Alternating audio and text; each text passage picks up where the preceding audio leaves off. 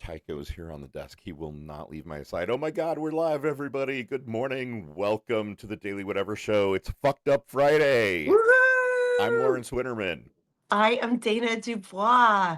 That's my best friend. That's my best friend. It's so good to see you, as it is every morning, Lawrence. Yes, indeed. Indeed. Uh, How are you? you know, I'm doing okay. I'm doing pretty well. I'm excited. It's Fucked Up Friday. I literally look forward to this like all week, every week. That I'm like, oh, what story am I gonna pick? What are the others gonna pick? And we were just talking backstage that every week I forget something's happened in this week because there's so much fucked up news every single week. Yeah. So amazing we're still hanging on. Yes, I am constantly reminded of that apparently maybe not true Chinese aphorism that is potentially also subtly racist. The "May you live in interesting times" Chinese curse fortune cookie thing. We're living in Oh interesting times, and it is yeah. Uh, I don't think it's so good for my overall like cortisol levels and no. blood pressure.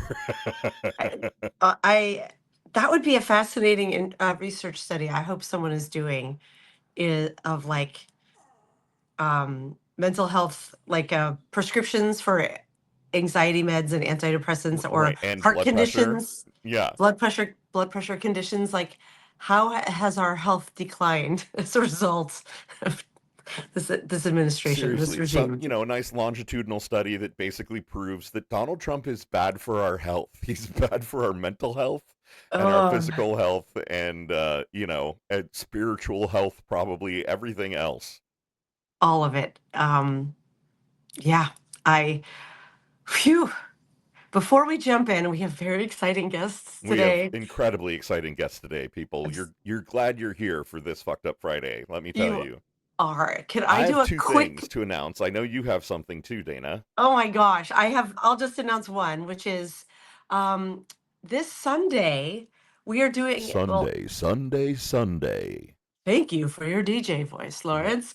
This Sunday, the Daily Whatever Show and the Memoirist are, Monster Truck Rally. oh, if only. So, memoir on monster trucks would be a great combination. But that's not what's happening. The Memoirist and the Daily Whatever Show are sponsoring a Sunday Live, which we don't usually go live on Sundays, but it is to celebrate the release of the Memoirist Quarterly shoot, which I have in the other room. It is a literary journal of some of the finest essays that the Memoirist published to Substack or Medium in the last year.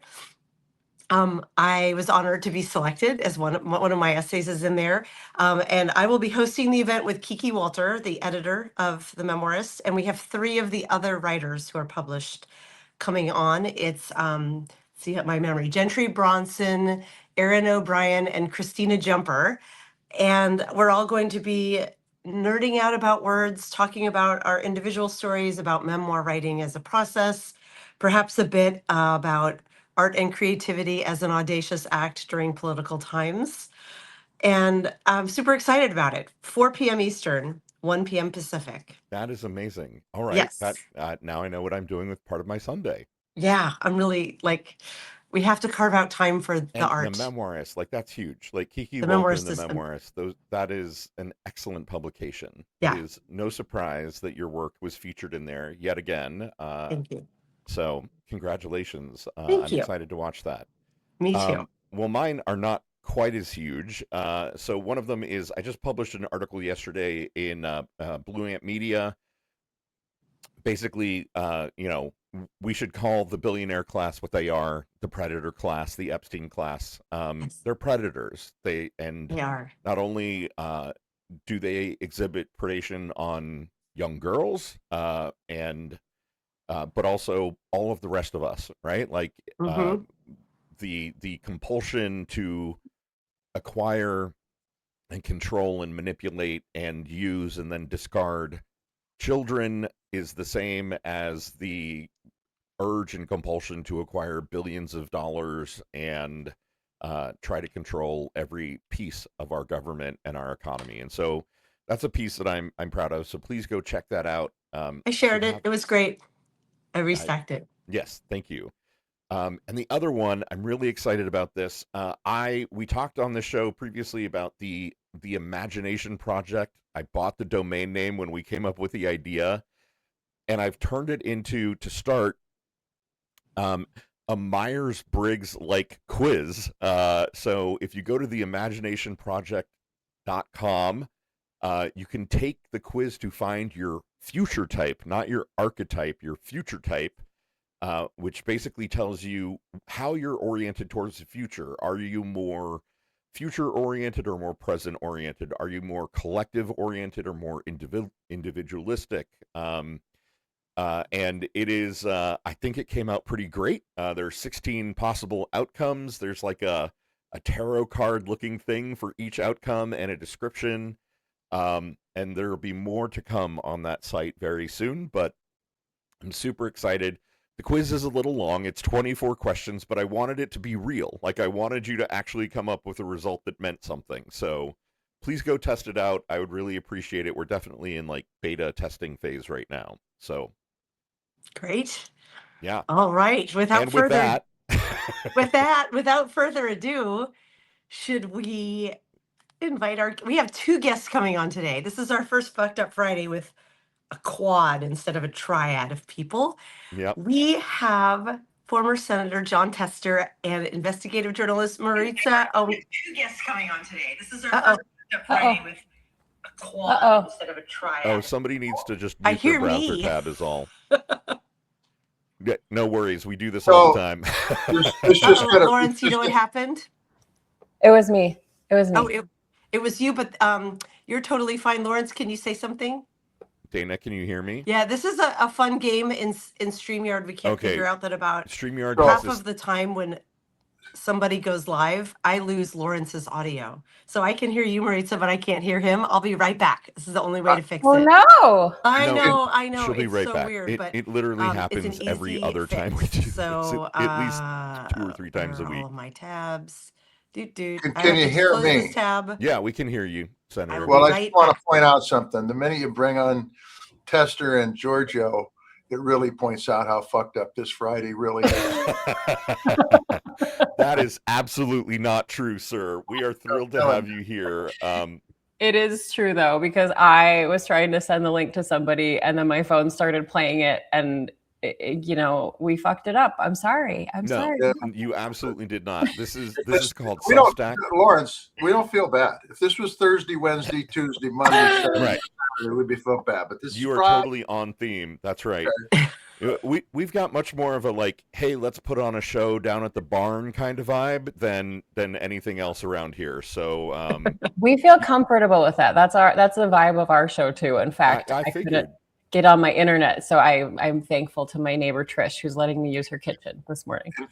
In fact, when you guys we were listening to you in the green, blue, brown, gold room. In fact, mine is a cream colored room right now. Just to let you know, nice. I was thinking to myself, these guys are way, way, way too smart for me to be on this show. I mean, you got stuff you're writing and people care about it, and you're printing it, and it makes sense.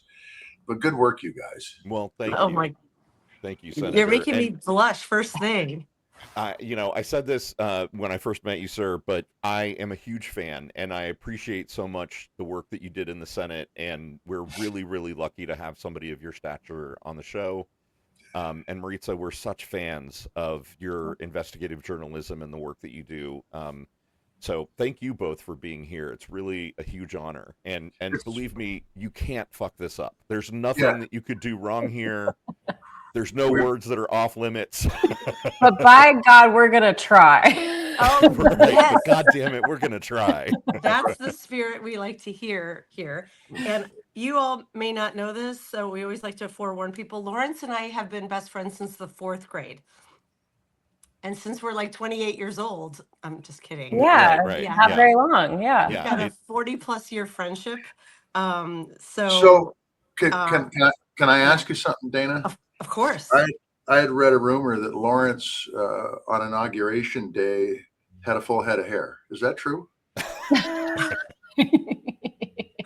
I can neither It was, substantiate nor and my deny. beard was jet black. Right. Right. That's And the beard that I was can attest to. This has gone gray, and I fully put that in Donald Trump's. It's all his fault. Oh, Yeah. I love that you guys are best friends. That's wonderful. I want to hang out with you. You Yeah. are. Yeah. That's what the whole. No, I know, intent but of this- more. Oh. You've opened a door here. Absolutely. Yeah. But I mean, You know? honestly, the whole reason we're doing this podcast is we were kind of like, we have fun and interesting conversations. What if we just invited everybody else into our friendship and they could hang out with us for an hour every day? And a There you big go. part of the conversations we have is me calling Lawrence and being like, can you please contextualize this for me? What is going on with this, insert political situation? Lawrence has been a political wonk since I've known him. I mean, he was the only kid in 5th grade who was like, my favorite TV show is The News. So C-SPAN. Right. Yeah. I was the kid who, my parents got Time and Newsweek magazines back when that was a thing. And I was the one who would run out to the mailbox and get them and read them cover to cover. And my dad would constantly be like, "Where's the Time magazine?" And I'd be like, "I've got it." Lawrence Cool. was so cute. You have no idea how That's like, his good. I mean, body- to put this in perspective for you, I ran out the mailbox and got Mad and Cracked magazines. Okay. Well, hey, I so- got those too. to put this in perspective. And then I'd snicker because the foldable in the back would be some kind of like double entendre, or Yeah. I got Oh my you. God. I love that. I got 17 magazine and my dad got Playboy magazines that all ended up in the guest bathroom. So whenever I'd have like, little kid parties at my house, all the boys except Lawrence would end up in the spare bathroom. And looking back, I don't know how my parents didn't hide those or figure out that would Right. happen. So magazines in the back in the day, It was the most coveted kids party that you could get invited to. seriously, yeah. I think it was. Anyways, the news this week. Shall Well, we? hang on a second. I Yeah. think that's actually a perfect segue because Oh, you wait, two started the Grounded podcast because you both got laid off, shall we say, in the same week. Isn't that You're right? very kind. You're very Here's the kind. deal. I got laid off. John got the boot. I was summarily fired. Which is insane. I don't know how all of Montana did not recognize the treasure they had in you. And I mean, I get it, Republicans, blah blah blah, but man. Well, I don't take it personal, those sons of bitches, but that's okay. Oh my God. Yeah. So Lawrence, I was laid off, and mine, I knew about it since September of 24. And, I saw the news. Of course, I was covering the election for Scripps News. And then, of course, I was following the Montana races closely. And so I wrote Senator Tester an email, I don't know, maybe a week or two after I was laid off and said, hey, I don't know if you realized, but they canceled my show. And I know you're out of a job. So maybe you need help on the farm, or we should start a podcast. And he said, yeah, sure, both. So that's how this came to be. I thought he was joking. I was half joking. And he has not asked me to come up to the farm to pick a rock yet, but we are just like a few days away from April. So I think that's coming. Yeah. Yeah. And just so you know, Lawrence, and I'm sure it was the same way with you and Dana, when Maritza got a hold of me, she said, look, I'm the brains, you're the eye candy. And I said, well, this works out. Yeah. No, that's pretty much Dana the and dynamic. I will here. say we do fight over the mic, That's true. And my We apologies. both I didn't like to talk. We do, and because I had to bounce and come back, I forgot we didn't do the introductions. How rude of me. It was like entering a room and becoming fast friends, and then being like, wait, we don't know the basics yet. Oh, So that's okay. No, that's good. Maritza, Yeah, are you in Montana as well? I am. I'm in Missoula, about, I don't know what, 4.5 hours away from you, Senator. Yeah. He's in Kenilworth, Montana, which is close to Big Sandy, but we talk about Kenilworth. Yeah. Yeah. So Dana's in Seattle. I lived in Seattle for 30 years. I'm in Fort Wayne, Indiana now because my mom is 84. I moved home, blah, blah, blah. But Montana, my God, every time I've ever been to that state, I'm one of the West Coast people who's like, I could live here. I could move here. Right? You and everyone, yeah. Well, come back and visit, hang out with us. Montana's incredible. Like it really is. It's incredible. It is I've been incredible. here 23 years now, which is just shocking to me. But Nice. Are you a semi-native at this point? Like, do they let Senator? Does she qualify? Look, my dad moved here and married my mom, and he lived here for 35 years, and he was always the guy from Idaho, you know. So, but here's the thing. My great grandparents homesteaded in Montana. So I feel like that gives me more street cred. My mom grew up here. My grandma grew up here. So I have the roots. I have the roots. You do. Yeah, you sure do. Believe it or not, I have yet to visit Montana. I've never been. Let's get fix out of that. here. And I have Come there are on. a few places in the US that I'm like, oh, I have a feeling that's like a utopia that's kept like quasi quiet. And I feel like Dana, Missoula might be one of those places. You live in Seattle, which Yeah. is 7.5 hours from me. So get in the car, drive over. You can stay at my house. I'm sincere in that offer. Let's hang out. Come on over. You're only 7.5 my God. hours. Yeah, gosh. and And a I think there's beautiful a drive, right? trait. Like, take the southern route and go through the Palouse in eastern Washington and Idaho, and my God, it's the most beautiful drive you'll ever take in your life. Really? Stop Okay. in Walla, get some wine. Right? This all sounds kind of amazing. Okay, well, We'll get it done. we'll talk. When Ellie's here this summer, your favorite Montanan, Ellie Leonard, when she's here Oh. this summer, we should coordinate. Let's coordinate. I'm Before serious. everyone was on, I did tell Senator Tester that Ellie Leonard is my favorite Montanan. No Yes. offense. Yeah, And- it hurt, but it could have been worse, right? Right, Lawrence? Could have been worse. We love Ellie, big friend of the Daily Whatever Show. And I had actually asked Ellie, like, who do I need to invite on the Daily Whatever Show? Like, who we haven't had on yet. And you all were first. So we have Ellie to thank for this. But I was And we like, oh my God, followed you're her. totally right. Do you think they'd say yes? And she was like, yeah, probably. You should ask. So here we are. Thank you, Ellie Leonard, if you're here in the audience. Thanks, Ellie. In fact, I Yeah. need to go to the chat and say hello. We have, we've We got have a loads of really folks active here. chat. Yes. And we will often kind of pull comments from the chat and bring them into the conversation. So Great. Yes, and we have Karen Marie forewarned Shelton. that, Yes, there's Karen is opinions moderating. going to be flying around up here. Yep. And Karen, thank you for moderating. If any questions come up through the chat, go ahead and text them over so that we see them, just because I can see the chats moving super quickly. And I see a cute compliment. I'm reading one. So Joan says, Maritza, this is to you. My brother told me that he moved to Missoula because there were a lot of pretty girls. If you are a sample, he was correct.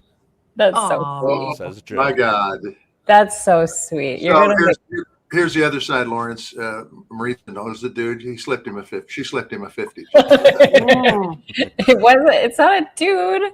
In this economy, No. Yeah. Yeah. In this economy, come on. Right. In Come this on, economy, Esther. but do it now before Trump puts his signature on all those dollar bills, y'all.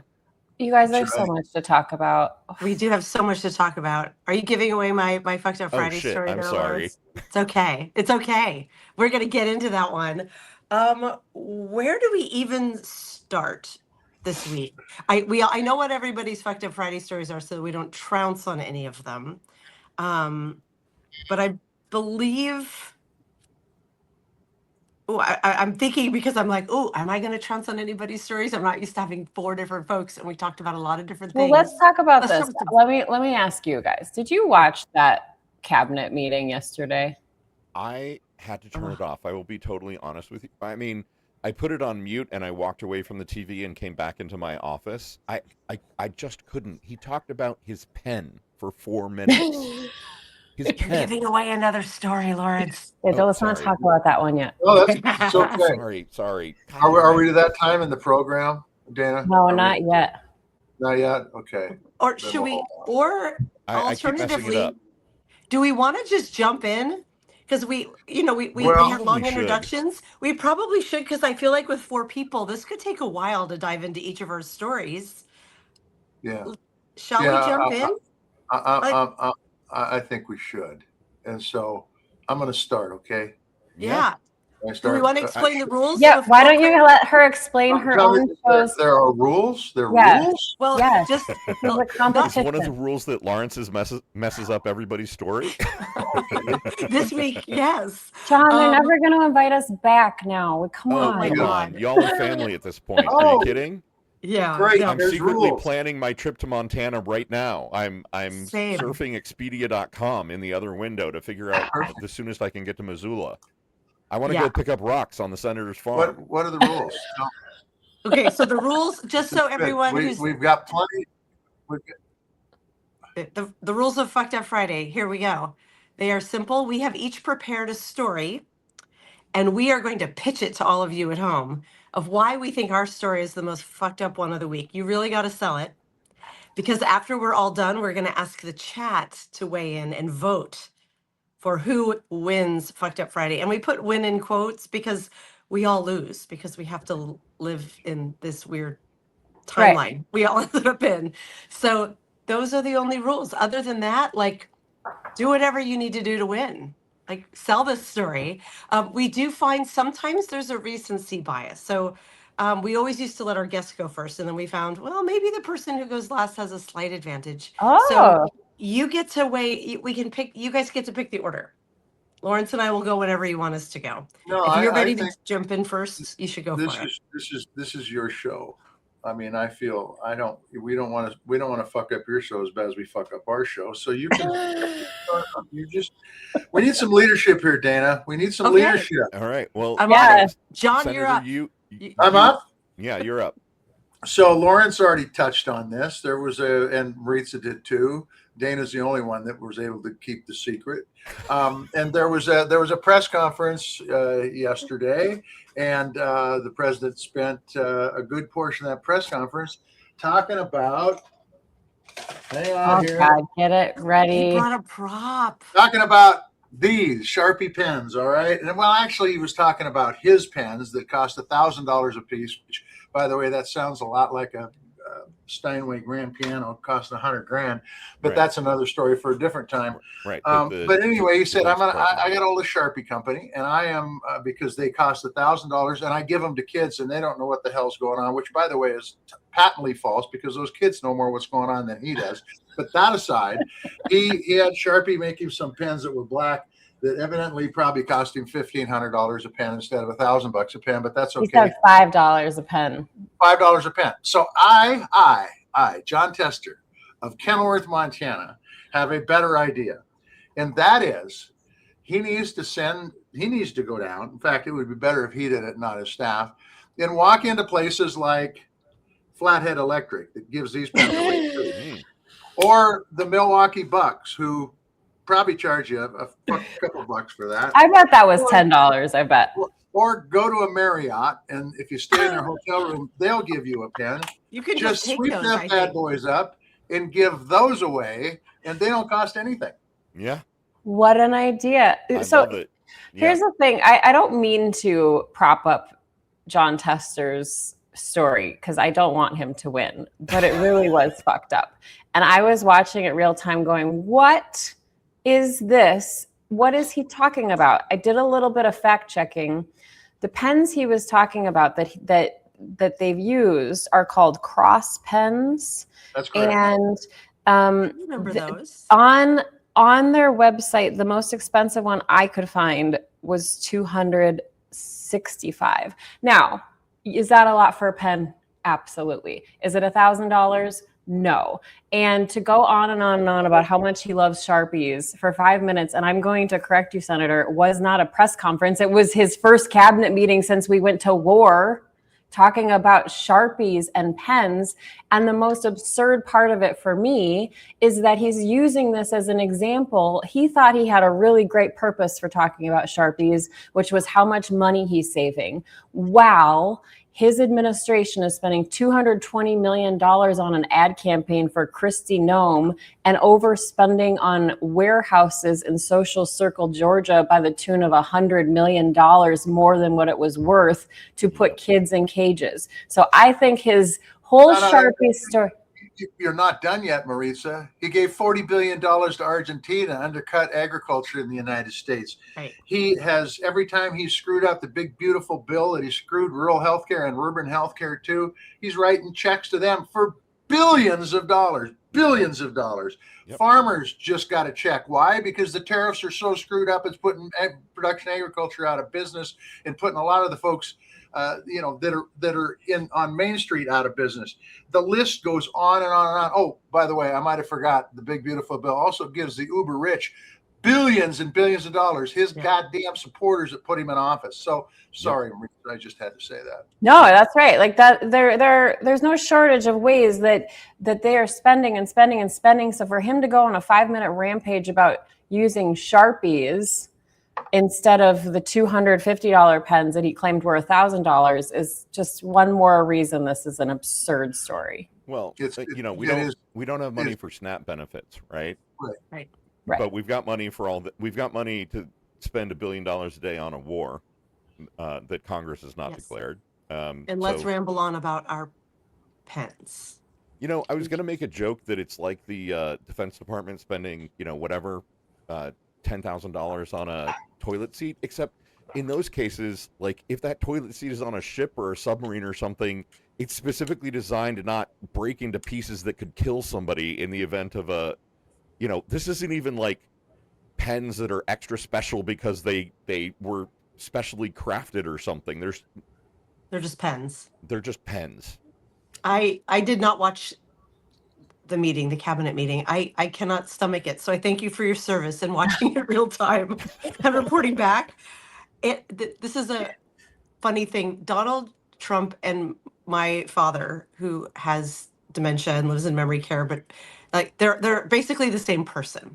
My dad was a big. I know Dana's dad. Trump and Dana's dad were cut from the same cloth. Yeah, and they sound the same.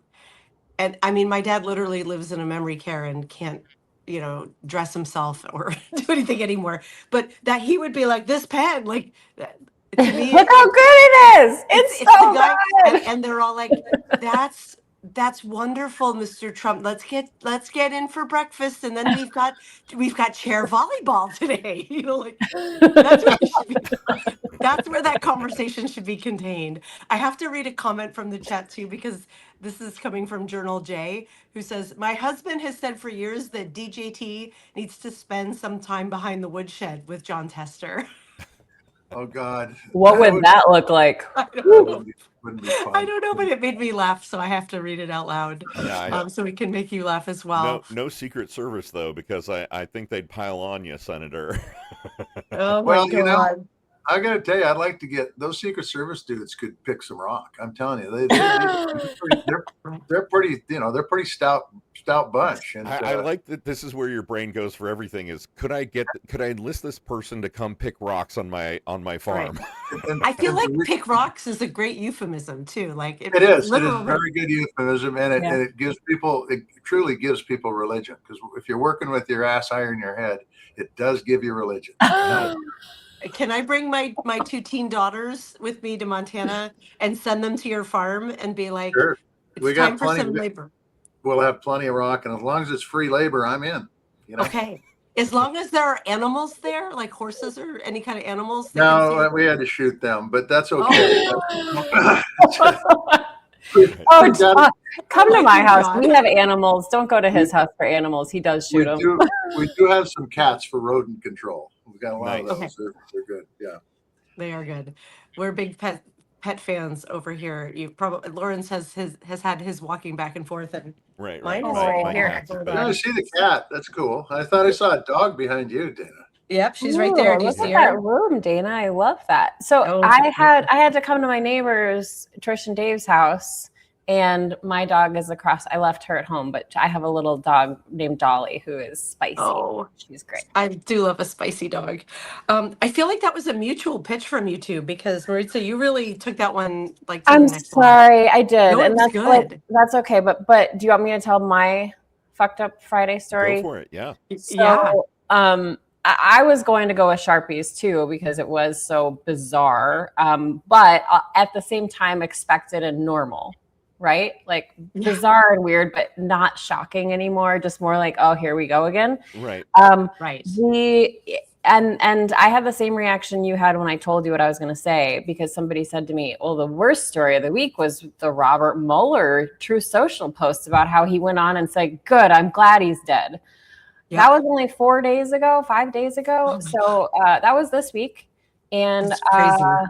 I think that's pretty fucked up, especially when you consider how many people lost their jobs over comments. I mean, even Jimmy Kimmel about Charlie Kirk and that death and that shooting. And the president goes on and says, good, I'm glad he's dead. It only worked, that it's okay for him, but it's not okay for anyone else to say things like that. And we shouldn't be cheering on death. We should not be celebrating death. No. And I think that was just completely bizarre for a man who spent his whole life in public service and completely fucked up. Yeah. Well, here's what I have to say. I think you need to vote for Maritzas, because the truth is that is really fucked up. I mean, that's beyond the pale for fucked up.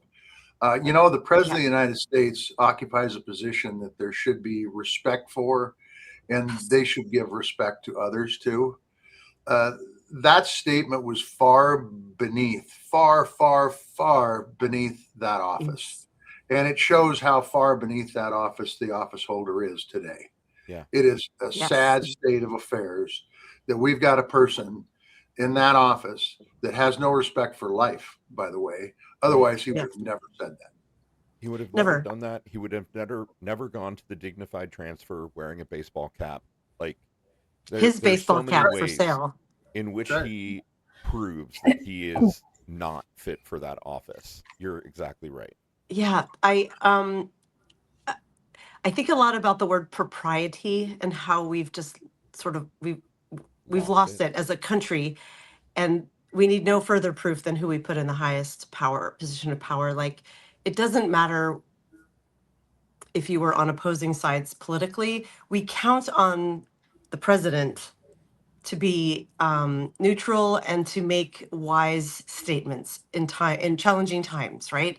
Yep. And time again, this guy just word salad vomits, presumably from his golden toilet on his phone. These tweets.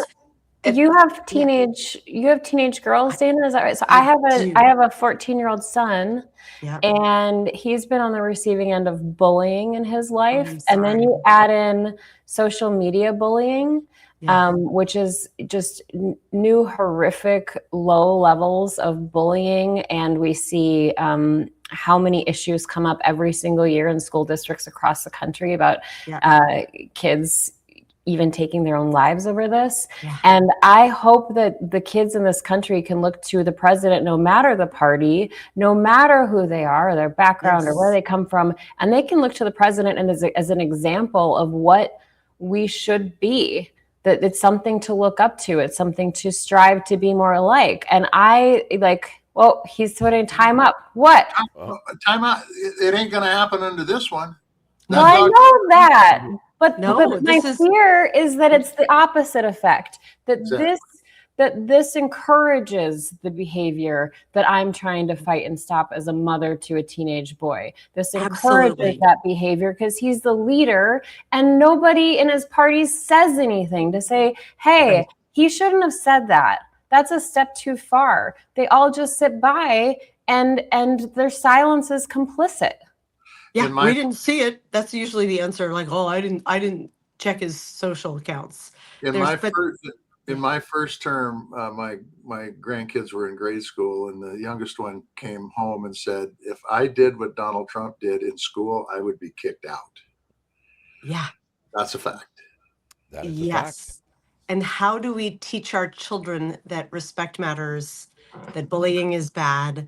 I mean, you can take it a step further of like, how do we protect our daughters when at the highest level of government, watching what's coming out in the Epstein files, and that's clear as day that there's guilt there, that horrible things happened, and yet no consequences. Like, what are we teaching our kids every day as they're seeing all of this roll out? I feel like first of all, I can't believe the Mueller tweet was this week. That feels like it was weeks ago, I know. but utterly unshocking, and it shouldn't be unshocking anymore. A public servant has died. It doesn't matter which side of the political aisle he's on. As the president, you say, we thank him for his service, and we wish well to his family in this hard time. Like, you come forward and you make a polite, meaningful statement. I mean, Barack Obama did. I saw his social posts about it, and always he has the right, dignified response. And we have a complete Jabba the Hutt in office. Just like right. I would also add that I've never read where Mueller was a Democrat or a Republican. Right. I think he was a public servant, and you never know about those guys. There was a judge that was nominated when I was in the state legislature, and I knew him up in Havre. I didn't know if he was a Democrat or Republican, and I said that on the Senate floor. So I couldn't tell you what this guy's political beliefs are. I just want him to call balls and strikes. And it's the same thing with Mueller. That's what he was doing. He was calling balls and strikes, and guess who was getting struck at? And he didn't like it. Right. The truth has a liberal bias, sir. Right. And I think the right contrast here is the Charlie Kirk thing, right? Because absolutely, there was such an unbelievable, rage fest on the right when anyone made any observation of, hey, it's interesting that he was talking about being super pro-gun at the moment that he was struck. Just anything was seen as over the line. And Donald Trump literally denigrates the life of a man who is a lifelong public servant. And everyone on the right, you're right, it is absolutely complicit, Maritza. They are unwilling to do the tiniest thing that would show a shred of dignity or standing up for what is right. Right. The what is opinionated ogre always say? Republicans aren't held to a lower standard; they're held to no standard at all. Well, and it's made me think. I try to teach my son we lead with kindness. We lead with kindness, and empathy is such an important quality, I think, in humans, and it's how we connect with people and see the human side of people and relate to people. And I just don't know if I've ever seen empathy from this president. And it made me start thinking about even after 9/11 and how this country came together. And we looked toward our president, George W. Bush, who many people were not fans of, but he led, and he did it with empathy and kindness and actual care and sadness. And it was this like collective grief that we felt. And I can't imagine what 9/11 would look like if Donald Trump were president. Oh my! Well, we know he was exulting that he now had the tallest building in Manhattan, right? And Maritza, you're exactly right. I was thinking that as you were originally pitching the story of, I remember that moment when George W. Bush took the bullhorn and climbed up on the pile of rubble, and it wasn't a long or an eloquent speech at all, but he basically united us, and I fucking cried, right? I did not vote for the man. I did not like him as a president, and he moved me to tears because he was leading through empathy and at least an ability to try to unify and meet the tone of the moment. 100%. I remember him saying do not take this out on Muslims. Yeah, on Muslims. He was so clear about that. Can you even imagine a modern day Republican saying that? Not even just Trump, but any modern day Republican saying this was a heinous act, but do not take this out on your Muslim neighbors. But it was the right thing to say. It absolutely was the right thing today. But I'm going to tell you from my perspective as a farmer from Kenilworth, the difference between Trump and George W. Neither one of them drank, but George W. at least would have been fun to go have a beer with. Yeah, I wouldn't have a beer with Trump on a bet because I'm not sure he could convey anything during that conversation over a beer that would be worth hearing. You don't let the folks in the nursing home have real beer. It's not safe. Here's the other thing, though. George W. had pets. Donald Trump doesn't have pets. I think that's a big flag, big red flag. You don't like dogs. No empathy. No empathy. Go see Christy Noem, Oh, God. Oh, God. Yeah, Kira, don't listen. Cricket. Don't listen to your little dog. Right in your ears. Oh my gosh. Come on, Cricket. We're going to the quarry. Oh. Justice for Cricket. Justice for Cricket. Lawrence t-shirt. Lawrence Prince t-shirts and Justice for Cricket would be a good one. Oh, it would be a good one. That would be All a right, really good one. I'm going to do that. Dana, are you going next or am I? I think I should go next because you kind of have a banger, Lawrence. I mean, I think mine is good, but I think yours is a good one to wrap it up. So Well, I will go third or I fourth. picked which one I'm going to do. So All right, I'm going to go next. And mine, in typical, writer fashion, I'm weaving together two stories, but I think they go together nicely. all right, brace yourselves. Oh, Senator here we go. She's going for the weave. I am. Trump thinks he invented the weave, but Dana actually did. Yeah. And my weaves are, narrative, and they have narrative arcs, and they make sense. They're not incoherent, I hope. So story one is something I spoke to earlier this week, which is our government has been proclaimed insolvent by our Treasury. That just happened this week. And it did not run in the New York Times. Maybe it has in the last few days, but as of a few days ago, story wasn't picked up. I found it because a friend shared it with me from like Yahoo Finance. But I searched it. It's real. I've seen a few Substackers be like, so, hey, we're insolvent. And in the story, it states that we have 6 trillion in assets and nearly 48 trillion in liabilities. So it's an 8-to-1 imbalance. If my personal ledgers look like that, I would be, under my sofa, like, oh my God, what am I going to do? But here we are as a country, we are insolvent. The media is not reporting about it at all. And how does our president respond to it? Well, that came out last night. It wasn't a direct cause and effect, but his answer is, I'm going to put my signature on all our currency. Donald J. Trump, I'm signing the fucking money because he has to put his name on everything. It's like he's got his pee out and he's urinating on every single thing he can while he's here.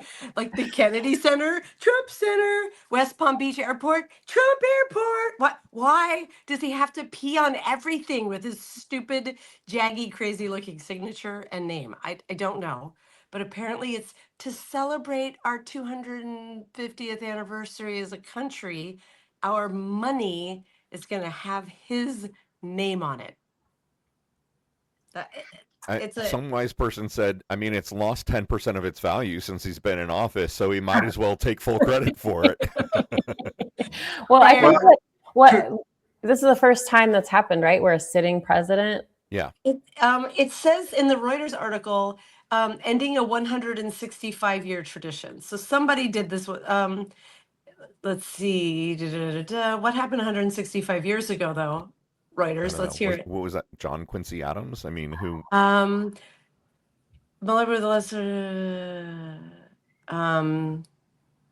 after the Civil War. Yeah.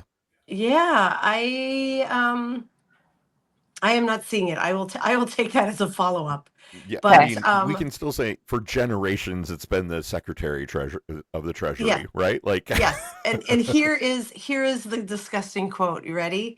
There is no more powerful way to recognize the historic achievements of our great country and President Donald J. Trump than U.S. dollar bills bearing his name. And it is only appropriate that this historic currency be issued at the semi-quincentennial, Besant said. And then, they also tried to get a $1 Trump coin. But that was set back by laws prohibiting the depiction of living individuals on U.S. coins. I'd take it as a trade, and that's all I'm going to say. Like how much is this? How much is all of this costing? That's to rebrand everything. Question. That is a great question. I'm sure the reissuing of all currencies, so that it'll be a slow rollout, but still. There was we could talk about another moment from yesterday's cabinet meeting when he said that the closure of the Strait of Hormuz just has no effect on us in the United States at all. You might have just taken away Lawrence's thing here. Oh. No. That's okay. No. I mean, and fair enough. I screwed up everyone else's. Yeah, that's only fair. No. But we're talking about we're talking about people who can't afford gas. They can't afford food. They can't afford their health care. They can't afford their rent. They can't afford childcare. But we're going to put money and effort into doing that right now. Yeah. I mean, Right. it's nonsensical. Senator, I want to ask you a question if I can. I just want to say one thing. First of all, this isn't like playing a game of Monopoly where you sign Monopoly money. Okay, that's a little different. Right. The other thing I would say is people should be really, really concerned, because you're right, Lawrence. He put his name on the Kennedy Center, and guess what? The Kennedy Center is now closed. Right. Oh, right. For renovations. Exactly. Well, it's closed because nobody Because will nobody go there wants to to go. perform, because who wants to go there? And so, I mean, the truth is this guy's got an incredible inferiority complex, and I know that because I have a minor in psychology. Okay, so I can figure that kind of stuff out. All You right? are a Renaissance man, I a am true multi-hyphenate. In fact, he's become my new counselor because my counselor retired. So because he has a minor in psychology, Oh, I call him. I'm going to call you. He's like the Dutch uncle, right? You need to hear the truth. You might as well hear it from me. That's right. I'm here for you at any rate. So, but I mean, the truth is that, I mean, the guy trademarked all the stuff with that has his name on it for the 250th anniversary. I mean, it's absolutely ridiculous. We've got a president that's sitting in the Oval Office that's using the government to launder his money. It's insane. Yeah. It is totally insane. Let's Senator, not I want to forget. ask you an ag question if I can. For sure. So 30% of the world's nitrogen-based fertilizer goes through the Strait of Hormuz. Yeah. How's that going to impact farmers in the U.S.? Oh, great question. Well, this is something, because I don't have a degree in agriculture, I have a degree in music. So I'll just tell you, it's going to cause the prices to go through the damn roof. And they were already because of those tariffs. And it wasn't like we're making a lot of our fertilizer may come through the Strait of Hormuz, but it also comes down from Canada. Yeah. And he's pissed Canada off pretty well. I mean, it's going to cause prices to go up. Look, there were a lot of farmers that were going to go broke because of this tariff crap. And now there will be more because, diesel fuel right now is $5 a gallon, and it has shown no signs of slowing up.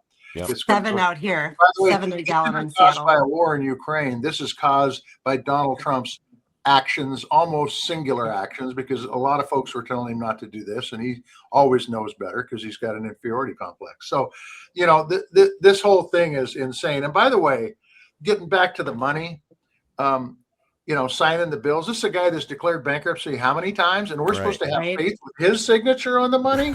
I mean, really? So the fact is the whole thing with Iran, the whole thing with the tariffs, it's killing rural America. And by the way, that's his base, and he's killing them. Yeah. Right. Let's also not forget my favorite building he put his name on, which was the Peace Center, because nothing says peace like starting a war in Iran. Yeah. You guys. I think his new board of peace is coming up with a peace plan for the war that he started. All right. Well, Yes, the story I didn't pick, Lawrence, was about him laundering money from, oh God, where was it? State Department, I think, to put into his fake. It wasn't my story. Yeah, but that was another I saw that contender. one, that he took like $100 million and put it into the board of peace. And, Yes. Yeah. Yes. All right, let me do mine real quick. Okay. And then we need to vote. And then we've got a question that we need to ask you two before we let you Oh, go. yes. First when you appearance meet on the new show. friends, you know it because the time flies. I can't believe we're already almost at the top of the hour. I know. All right, so here's mine. I'm going to read this. So somebody named Kathy posted this on Substack. I would give her greater attribution, but she only has Kathy listed as her name. Okay. A U.S. citizen named Sonny Nakvi, who's 28 years old, flew into O'Hare Airport in Chicago and ended up getting grabbed by DSH agents. She wasn't charged with anything. Nobody said she broke the law. They just didn't like her travel history. She was born in Illinois, and she is a U.S. citizen. They kept her inside the airport for 30 hours, completely out of sight. Then, without telling anybody, her family, nobody, agents moved her to an ICE detention center in Broadview, Illinois. While this was happening, her family was freaking out. They were calling. Federal agents told the family that she was not in custody. They said they had no idea where she was. Oh my God, they And probably didn't. and even though her phone showed that she was inside the detention facility, Of her family had, Find My Phone turned on. They could see her course, phone yeah. was in the detention facility, and federal agents lied and said they had no idea where she was. Things got even stranger. Agents asked for her phone number, saying they were trying to find her phone. Minutes later, the phone was unlocked. All of her messages were read, and then her phone was shut off so that her family could no longer track her. After that, they moved her again, this time across state lines to a detention center in Dodge County, Wisconsin. No charges, no explanation. Eventually, early Saturday morning, they let her go. Not in Illinois, not near her home. They released her alone in Wisconsin with a dead cell phone. She ended up hitchhiking to a motel so she could try to figure out how to get in touch with her family to let them know that she was okay. No charges have been filed against her. No reason, no explanation, nothing. A U.S. citizen was disappeared for 2 days, more than 2 days, and they have no recourse. explanation, No no recourse. rationale, no reason.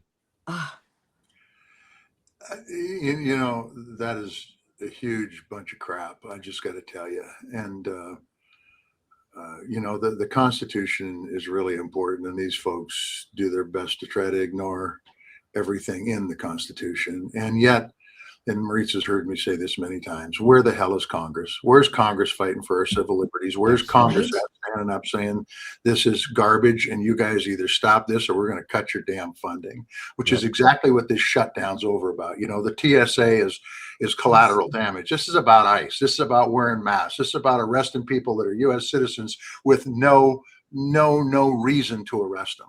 Yep. And it's about shooting people on the streets of Minneapolis, U.S. citizens. I mean, this is just flat garbage, and it's anti-American. So all those folks out there that wrap yourself in the Constitution and the flag of this country, wake the fuck up. This is what's happening to your country. Yep. And here's the thing. She's a citizen. And so some people will say, well, like, oh, well, she's a citizen. How could you do that? But to do this to anybody, right. It's a violation of the Fourth Amendment. And that is what is happening. And they're going in and they are just profiling people. And I was down in Arizona working with the Save America movement and reporting on these detention centers that they're building. And I had a gentleman talk to me and he said, well, you know, they'll sort it out if they get citizens in the mix, like they'll sort it out as long as they have their paperwork and can prove it. How much damage is going to be caused? How much damage is going to, and trauma is going to be caused? Sort it out. Are you kidding me? In the me? meantime. Yeah. Imagine if that's your kid who you can't find for 2 days. Right. Yeah. Yeah. Or long. I mean,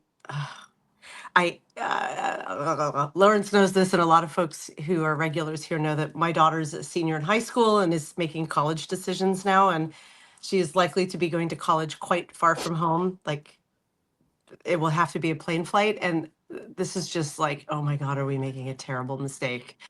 How can you make this decision when we're at war, both externally and increasingly internally? We're at war against our own citizens. Like, yeah. I just want to say one thing. There's a comment here in the comments that I get, and I don't get the full list that you guys do, that says that they have to wear masks because the lefties will take pictures of them. How come our highway patrol don't have to wear masks? How come the county sheriffs don't have to wear masks? How come our municipal police don't have to wear masks? Take a look at what they're doing. That's why they have to wear masks. What they're doing is illegal. That's why they have to wear masks. That's why. Yeah. Yep. And they were going door to door in Minnesota. You know, there's been this big campaign to say, well, they're going to go after the worst of the worst and the criminals and the rapists and the murderers. Great. Let's do that. Let's do that. Let's quit locking up children. I heard a story in Arizona from a nurse who talked about getting called in the hospital. They were all called up to maternity ward to form a human chain because there were 6 or 7 ICE officers trying to arrest 2 women in active labor. Oh my God. those aren't the worst of the worst. If you're in active labor, the only thing you're thinking about is getting through labor and surviving and having a healthy baby. Oh my God, you're so vulnerable and it's so catastrophically painful. Like you cannot do. Did it work? Did the human chain hold? Yep, it Good. worked. Yeah. But this was last year before they really ramped up, before Minneapolis, before all of that. So, I think the Constitution matters. And we need to be, Senator Tester always says, you need to read the Constitution. I'll go one step further. You need to understand what it says. Right. You need to take an oath to it, right? Like, Senator, you served in Congress. You had to take an oath to the Constitution. If you served in the military, you have to take an oath to the Constitution. If you serve in government, you take an oath to it. Yep. Every citizen should stand up and take an oath to the Constitution. Citizens oath, Lawrence. I mean, yeah, Dana and I put together a thing called the Citizens Oath months ago that we were trying to get to go viral, where, I never served in the military, right? Like, they would have asked, I would have told, I couldn't serve in the military, blah, blah, blah. But I'm a U.S. citizen, and I fucking love the Constitution of this country, and I believe that our country is the light and hope of the world. Yeah. Welcome to an episode with Senator's John Tester. Landline is ringing. It is not a podcast with John Tester if his landline doesn't ring. But my question is it a sitting United States senator? Because that's happened before. Is it someone we know, Senator?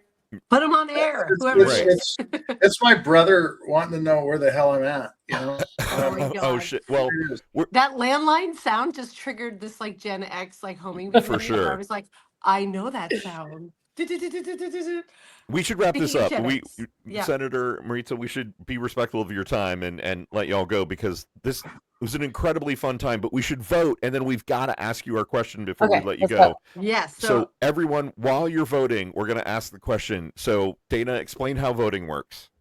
So it's super simple. In the chat, all you need to do is put the name of who you think had the most fucked up story of the week. Let me see if I can go back and remember all of these. Senator Tester, you spoke to the Sharpie pen craziness. Maritza, you also spoke to the Sharpie pens, but yours was about Mueller. the women forming the chain. What's that? Mueller, Robert Mueller. Oh my God! See, I forgot it again. Glad he's dead. The tweet about I'm glad he's dead. I spoke to, God, I'm even forgetting my own here, about how we are insolvent and our president's answer is to sign all of our money. And Lawrence is speaking to U.S. the woman, Sunny Nakvi, who was held by ICE agents. Even though she is a U.S. citizen, she was disappeared for 2.5 days. So please, hold on, I have to scroll down. We see a lot of names here. I'm voting for Maritza. Lawrence, Maritza, Lawrence, Dana, Lawrence. I think Lawrence has it. Senator Tester, Lawrence.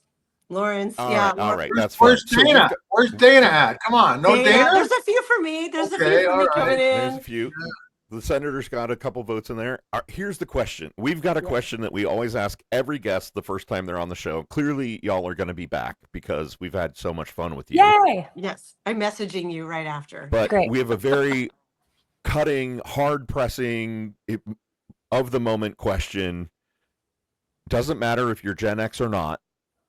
Dana and I are both solidly Gen X, so this is where this is coming from. Dana, ask the question. What is the most Gen X song of all time? Think you're watching a movie, it's set in the era. What song is playing in the background? There are no wrong answers. Well, I'm going to steal something because I have a feeling I know what he's going to say. I don't know if I know what he's going to say, but I don't know if you know this. Jeff Ament, who is the founding member of Pearl Jam, is from the same little town where John Tester's from. And he's actually like they let us use their music. Pearl Jam lets us use their music on our show. Nice. So it's gotta be something Pearl Jam. Even Flow or Jeremy. Yeah. That's what I'm going to say. Yeah. I mean, Senator. I love it. Great answer. China Grove by the Doobies. Nice. Whoa, China Grove. Ooh, that sounds nice. That is our first Doobies call out for most Gen X song of all time. I love it. What I love about that one is that's absolutely what we were listening to on the radio as we were growing up, right? Right. Backseat of the car, Doobie Brothers, Michael McDonald. Yeah, I mean, I do have to say though, as a Minneapolis girl, I grew up in Minneapolis. I mean, Prince, right? Prince. Like, let's go We get- Can crazy. never go wrong with Prince. Let's Go Crazy is amazing. Jason O'Dell, you are here because I remember seeing that you said you did Lawrence's survey at the beginning. Jason O'Dell, who is a very dear friend of the Daily Whatever Show and frequent guest, he pulled together a Spotify playlist where he captures all the songs. Oh, And so we need Let's Go Crazy, we need China Grove, and we need something by Pearl Jam. Which even song flow, maybe. I don't I know. think even Flow is a really good one. I'm feeling like I want something big and anthemic though. Yeah.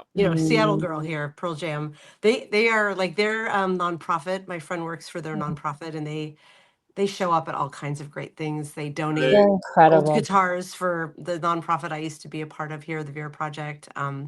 Those guys are. Oh, Yanni got it. Yanni They're put lit- Even Flow on the playlist. Thank you, They're Yanni. literally the best. They are Yeah. true pros in the music industry, and Yep.